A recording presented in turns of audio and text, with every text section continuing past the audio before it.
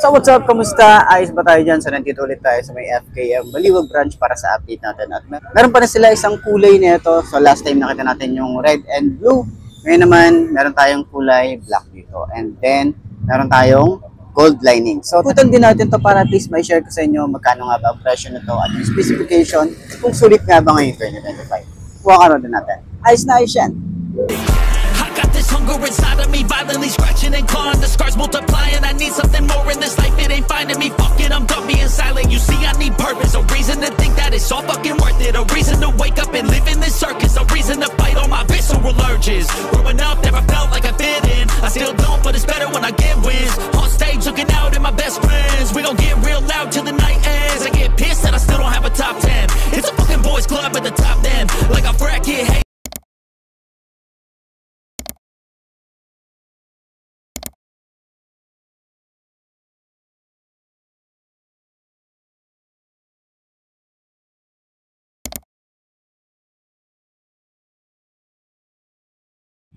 So yun na mga best, no, sa lahat ng mga nagtatanong magkano nga ba ang ganitong motorcycle tayo nagkakahalaga ng 89,000 kapag kinuha nyo ng cash at syempre available din po yan sa installment. Ilalagay ko sa screen nyo para at least meron tayong reference.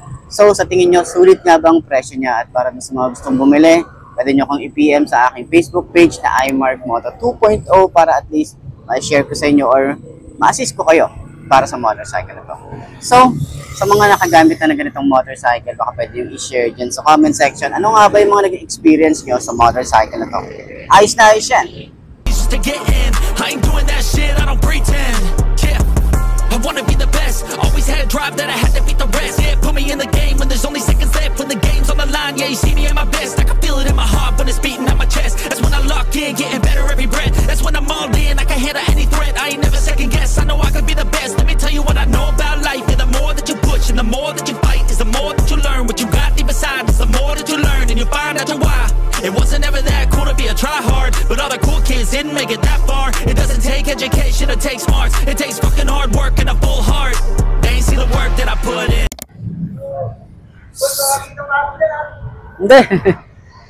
So yun na, sa mga naghahanap din ng iba pang kulay, itong motorcycle na to, meron sila dito na kulay black naman. And then meron tayong gold lining na decals.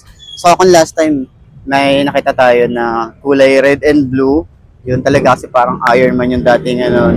And ito naman talagang parang Black Panther naman yung dating ano ito. Yun yung nakikita ko sa kanya kasi pure black siya na may gold lining lang din naman. So yun lang, no, yung pinagkaiba nila sa decals and then sa colorway. So kung ito pure na glossy na black. So sa tingin nyo, mas okay ba to? Or yung mas okay na sa likod, nandito sa likod natin yung isa. So upuan din natin to para at least doon sa mga nagtatanong, mga 5 to din, nakagaya ko, abot natin to. So may last time nga pala, itong concern natin, no, nalaman natin na medyo hindi siya naka-align dito. Kaya ang gagawin nyo, pag i-close nyo siya, medyo itutok nyo mismo doon sa pinakabutas niya. Okay, yan, ayan, okay na siya. Hindi naman siya sira, okay. Doon sa mga nakakita nun, hindi po siya sira, pero kailangan nyo lang talaga na itutok lang doon sa pinakabutas niya para mailak natin. Yun lang naman yung concern doon. Siguro hindi lang talaga siya medyo naka-align doon sa butas. So, side stand natin. Halos same lang din naman yung side stand nila. Pati yung pagkaka-assemble nito. Ayan. So, upuan natin. 5 to yung ating height. Ayan. Medyo pababa nga pala yung kalsada rito. O yung floor. Ayan. Kaya medyo tingked tayo dito sa side. Dito naman sa side is talagang nakalapat tayo rito. Ayan. So, magkano naman yung motor Gaan yung motor. Ganda nung shock sa harap. Yung likod, nakabasa tayo rito. Adjustable din naman yan. And then, meron tayo ritong maangas na headlight. Meron tayong futuristic talaga. Aggressive talaga yung datingan nung ating headlight dito.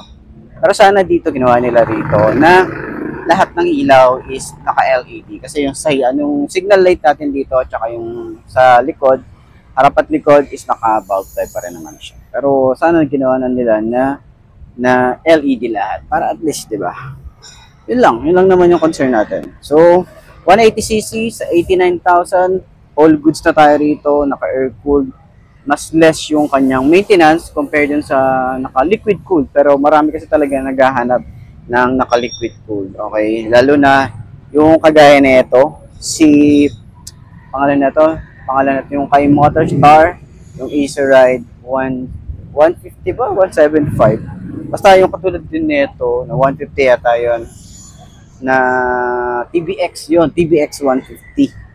Okay, so same neto yung itsura, pero yun naka liquid cooled na. So sa tingin nyo, alin nga ba ang mas okay? Ito o yung si Easy Ride 175? 175. Easy Ride TBX 150. Ayan. So, yung upuan, komportable. Naka-upright position tayo rito. Komportable din yung ating OBR dito kasi malambot naman yung kanyang upuan tsaka malapad din naman. Ayan. So, magaan yung motor. Turning radius, malawak din siya.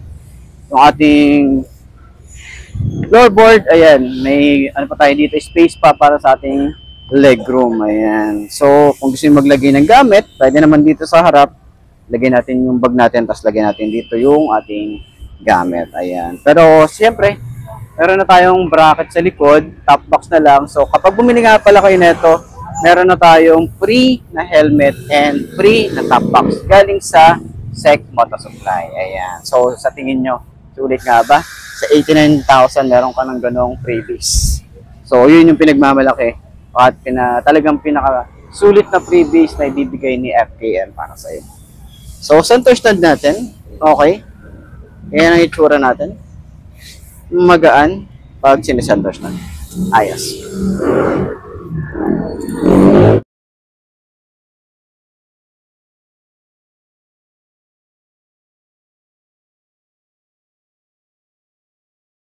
So, ito yung kulay black with gold lining na decals. Ayan. Maporma din naman eh. Tingnan nyo naman yun nandun sa likod. Yung ating isang kulay. Ayan. Pakita na din natin side by side para at least alin nga ba ang mas gusto nyo ng colorway. Ayan. Ito nga pala yung kulay, red. Okay, ayan. So, nakaangat pa yung ano na ito. Ayan, nakaangat pa. So, yan yung kulay, red and blue lining. Tapos, dito naman sa atin, sa kabila, is ito naman, yung ating black. Ayan. So, maporma, ating windshield dito, maliit. Yung ating FKM. Gusto ko talaga yung itsura nito. Napakaangas ang datingan. Diba? Ganda ng itsura eh. Alam ko meron pa mga katulad nito. Bukod kay Motorstar, meron pa tong, hindi ko lang alam kung anong brand yun, pero ayan, tapos parang meron tayong carbon fiber finish dito, daytime running light, headlight niya is naka LED, signal light is naka bulb type, nandito nga pala sa likod yung ating kusina, ayan, naka telescopic fork, naka CBS, mali naman natin maglabas na sila ng ABS, sa mga iba pang version na to, sa mga susunod na taon, malay naman natin. Gold na rin tayo rito sa kanyang mugs, naka-tubeless na rin tayo rito. At yung tires dito is 180/14. And then, naka-single disc brake tayo rito. Yan, triple pad caliper kasi nga naka-combi brake tayo dito sa harap. Ayan, itsura niya. So, yung decals natin, ito, side na to, may FKM din dito. Decals din dito. May Fyro V2, kulay gold. Dito rin sa side, may kulay gold din. 180, kulay gold din siya. Ayan. Foot pegs para sa angkas, malapad. Okay. Dito naman sa atin, meron tayo ritong gas tank. So malaki na rin yung gas tank na ito bago tayo ulit magpa-gas. Okay. So naka digital panel na rin tayo rito. Meron tayong ano rito, side pocket. Tapos nandito na rin yung ating USB charging port. Dalawa naman yan. Ordinary USB and then Type-C. Ito naman yung ignition, meron tayo ritong keyless and the susi. Fuel and seat, dito na rin binubuksan.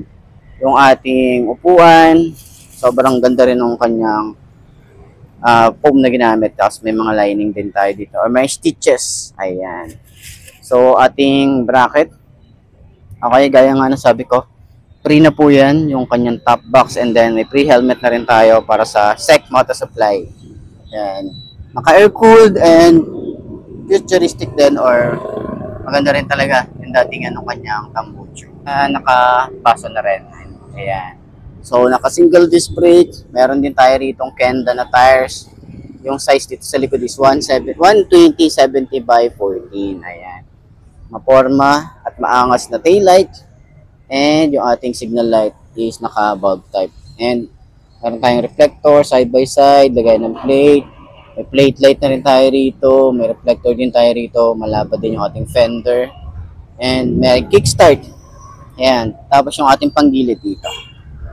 Side stand kill switch. Meron din tayo dyan. Yung ating compartment. Meron na rin tayong helmet hook dito. Tapos yung mga ano rito. Yung mga ating basic tools and then yung battery. Ayan yung battery natin. So sa mga nagtatanong ng battery, ito po yung battery niya. 12 volts. Ayan. Screenshot nyo na lang. Yan yung kanyang battery. So, ayan, sa tingin nyo, sulit nga ba ang kanyang itsura? Ngayong 2025, comment nyo naman yan. Okay? So, yun na mga best, no? Ito na ba ang motor na babagi sa'yo? Kung ito na nga, ay markahan mo na at mag-subscribe ka na sa aking YouTube channel. I-click mo na rin yung notification bell para updated ka sa lahat ng videos na upload natin. Dito araw-araw sa laging tatandaan, wala sa brand na motor ang itatagal yan. Kung di na sa pag-aalaga mo yan, tatagal yan. Ayos na ayos yan. So, kita na lang ulit tayo bukas. I'm Mark D. Ciao. Maraming salamat sa inyo. Babush. Aha. And I can handle any threat, I ain't never second guess. I know I can be the best, let me tell you what I know about life. And the more that you push and the more that you fight is the more that you learn. What you got deep inside is the more that you learn. And you find out your why. It wasn't ever that cool to be a try-hard, but all the cool kids didn't make it that far. It doesn't take education, it takes smarts. It takes fucking hard work and a full heart. They ain't see the work that I put in. They just see a rock star with a big grin.